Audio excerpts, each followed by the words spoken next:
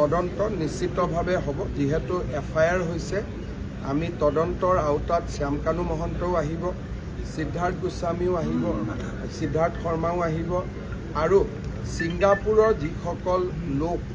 সেই সময়ত জুবিন গাৰ্গৰ লগত আছিলে তেওঁলোকো তদন্তৰ আওতাত আহিব বা ইয়াত এটা কথা ওলাইছে যে আগদিনাখন কোনোবাই জুবিন গাৰ্গক কোনোবা জাগা এটাত পাৰ্টি এটাত লৈ গৈছিল বুলি মই তেনেকুৱাও দুই এটাত